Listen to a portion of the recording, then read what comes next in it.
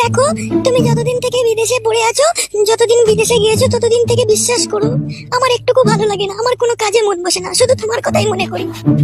তোমাকে বিয়ে করার পর থেকে না আমার জৈবনের মধ্যে না কোনো শান্তি নেই, জানো তো। তুমি তোমাকে বিয়ে করে এই বাড়িতে রেখে দিয়ে চলে গেলে। আমার এই ভরা জৈবন আমি এখন কি করবো বলো তো? আমি এখন একাত ওকাত করে দিন কাটাই, আমার একটুকু ভালো লাগে না। দেখ শোনাবো, আমি বুঝতে পেরেছি তোর ভরা যৌবন, তোর এখন যৌবন এখন সাগরের ঢেউ উলট পালট করছে।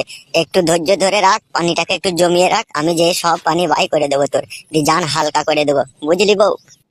কত আর ধৈর্য ধরে থাকবো গো, আমার যে আর মন মানছে না। তুমি কখন আসবে, কবে আসবে তাও বলছো না।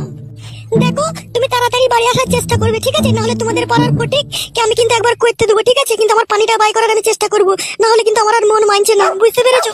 আই শালি, তুই কি কথা শোনালি? গুদমানি ভাই ফটিককে কইতে দিবি? খবরদার ওই কথা বলিস না বউ, তাহলে বাড়ি গিয়ে না তোকে আমি কুপিয়ে কেটে দেবো। তোর জন্য বিদেশে, আমি বিদেশে পড়ে আছি, তোর জন্য টাকা পয়সা ইনকাম করতে এসেছি।